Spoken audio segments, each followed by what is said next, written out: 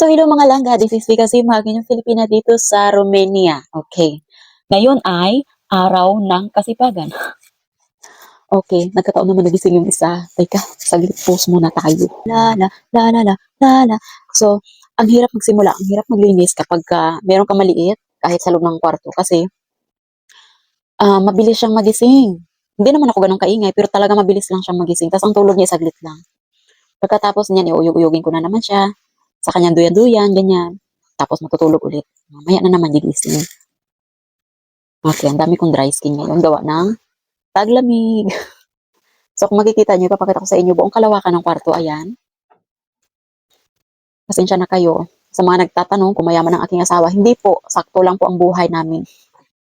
Sakto lang po na napoprovide namin yung pang-araw-araw. Hindi po ganun karami ang buhay.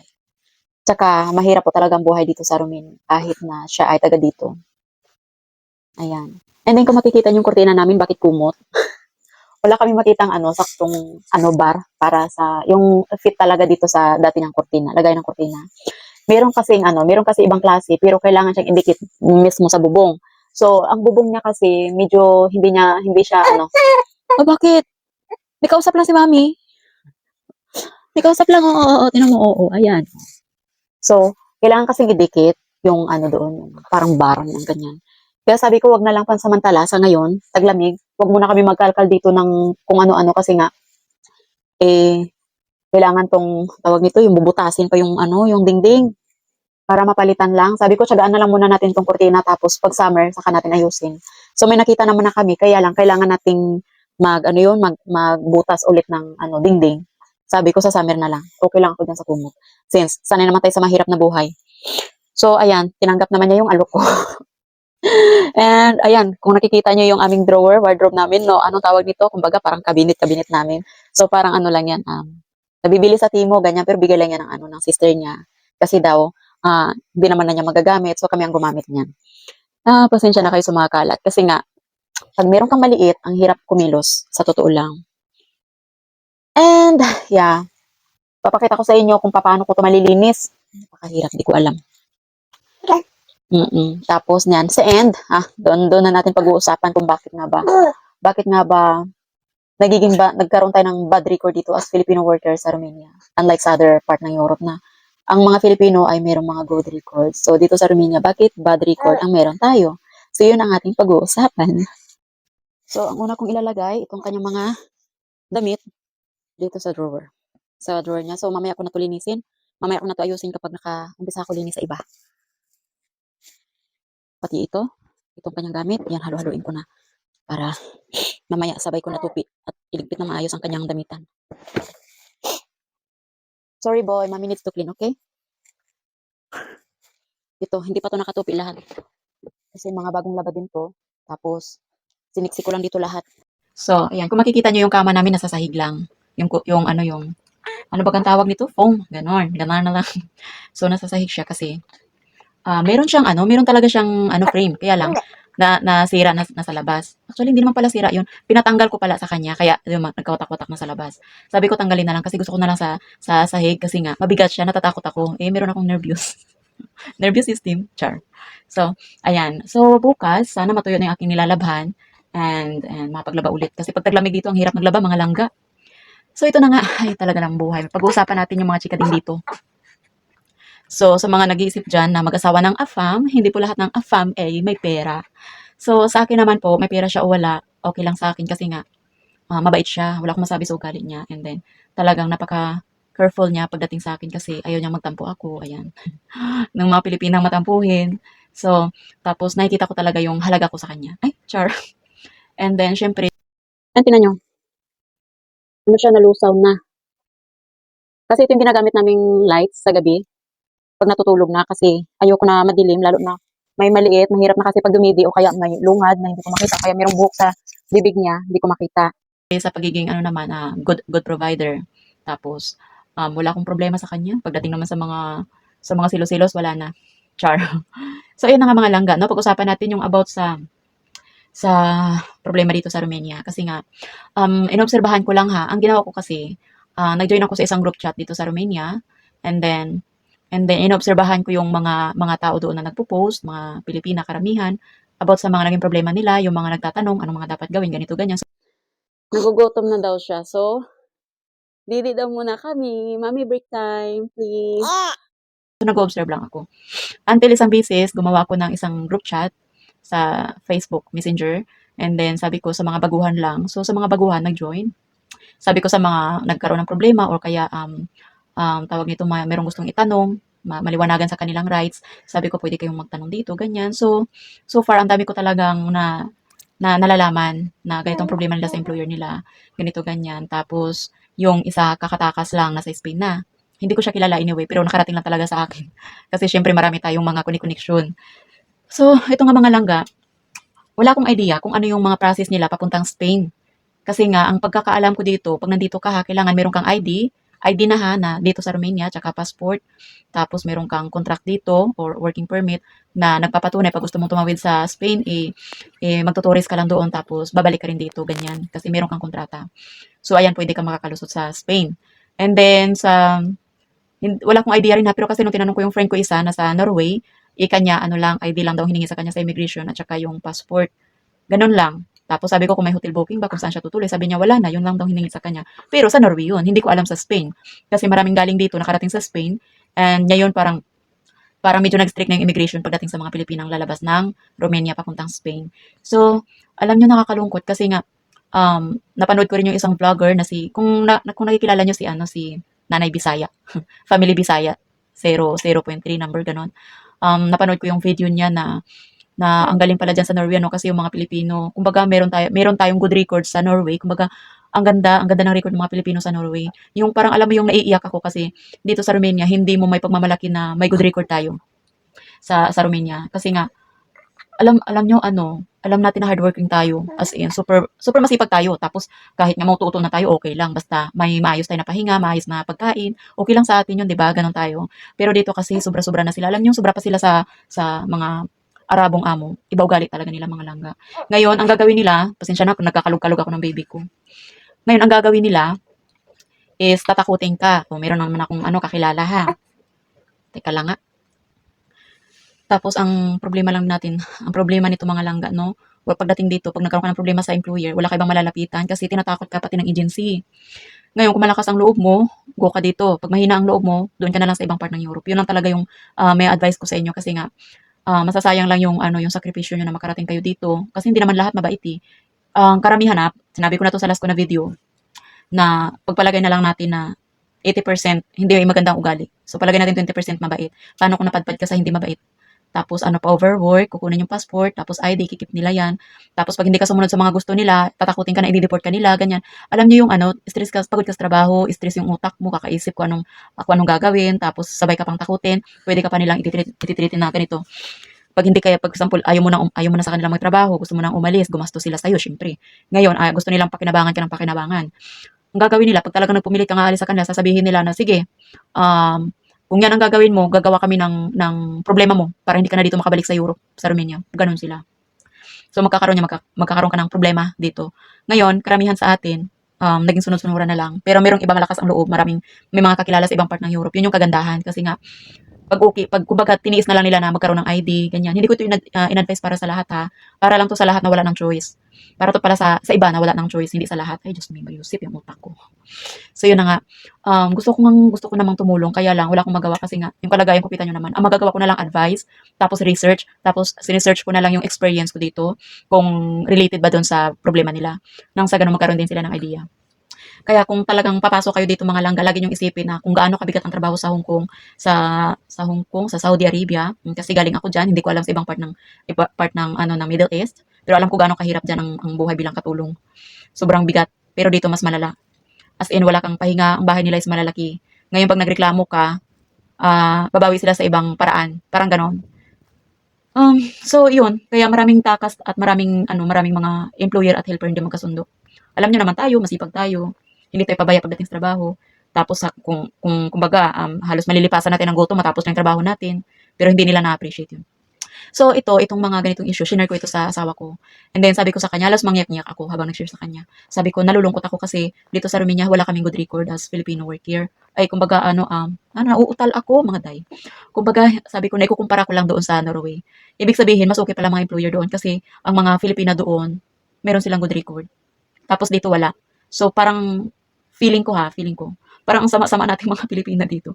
Pero sa experience ko, kapag naka-experience na kayo dito magtrabaho, marirealize nyo na hindi pala tayo lahat ay masama. Kumbaga, nasa employer din. Totoo. Kasi sino ba naman ako? Kung tutusin ha, ayoko nang mag-asawa. Ayoko nang matali sa bahay. Ayoko nang magkaroon ng anak. Kasi meron akong 3 anak sa Pinas, puro lalaki. Okay na sa akin yung 3 anak. Ngayon, dumating ako sa point na bago pa kami nagkakilala nitong partner ko, nag-complain ako sa agency. Sabi ko na ayoko na dito, sabi ko ganun, ayoko na dito, pwede ba akong bumalik diyan, hanap na lang ako ng ibang employer. Eh sabi sa akin na bakit di mo kaya diyan? Sabi ko na actually ang laki talaga ng bahay nila tapos wala ko ganong pahinga, pero mabait naman sila pagdating sa pagkain, pagdating sa mga personal ko na pangailangan, mabait sila ganun. Pero pagdating sa pahinga, doon ako napapagod. Yung alam niyo yung 2 taong pagod ko sa Hong Kong. Dito parang 2 buwan, 3 buwan, pagod na yung katawan ko. Bagsak ang kilo ko, day. Instead na nasa 60 kilo ako, naging 55 kilo ako, day. Nalusyang talaga ako. So, nung nagkakilala kami ng partner ko, syempre, mas tumibay yung loob ko na sige, mag-stay ako dito. Kaysa naman mapalayo ako sa malayo, hindi na kami magkikitang dalawa. Tiniis ko naman, day, ng mga, siguro more than mga 1 month, tiniis ko, day. Siguro sa sobrang stress ko lang, tapos babakyat sa hagdan na halos sa isang araw, halos more than 100 times kong akyatin, babaakyat, kakautos ng amo ko, papagawa ng ganito, ganito, ganyan, ganyan. Alam niyo yun, nauubos na lang yung time ko kababaakyat, babaakyat. Tapos pag nasa laundry ako, naglalaba ako, tatawagin ako, nagpaplansya ako, tatawagin ako. Hindi pa ako natatapos sa ginagawa ko. So doon lang siguro ako napapagod sa lakad-lakad, akyat, baba, doon ako napagod. Kaya nung time na yun, na hindi ko naman talaga sinadya, buntis. Pero ayun na, pinagkaloob naman ni Lord sa akin. Sabi ko, Lord, maraming mga babae dyan naghahangad ng anak. Bakit ako? So yun nga, alam nyo, pinagpasalamat ko na kung hindi dahil sa batang ito, dahil sa pagbubuntis ko, baka nasa Pinas na ako, mga langga, baka na-deport na ako. Kasi, akala ko naman kasi nung ikakasal na kami, okay na, dahil gawa ng trabaho ko sa hotel, meron akong papel, yan pala, wala ako sa system ng immigration. So, ang nangyari pala, expire na yung aking visa dito na 90 days. Kasi pagkatapos ng kontrata mo, example, umalis ka sa amo mo, ikakat na yung kontrata mo, doon na nag-i-start yung countdown ng visa mo. Tapos, nung time na yon, dapat ikakasal na kami ng asawa ko. Kinuha ko ng 2 pulis, dinala ko sa immigration. Tapos, question ako ng question. Tapos, actually, ano lang, iilan lang, about lang sa details ko, ganun.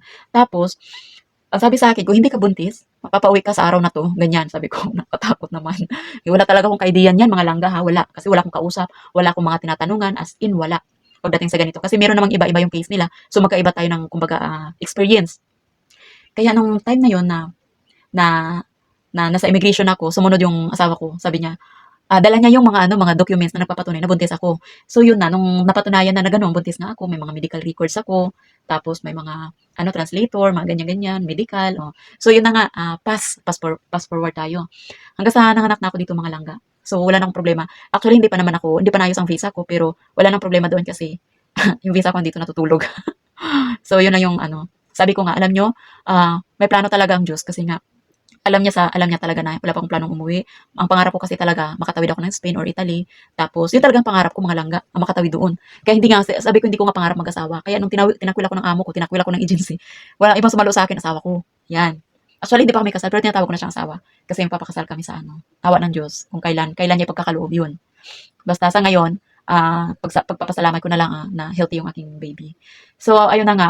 Sa ngayon, hindi ko pa pinapublish to sa Facebook. Dito lang muna sa YouTube. Sa mga nakakaalam, okay lang. Sa mga hindi pa, saka na lang.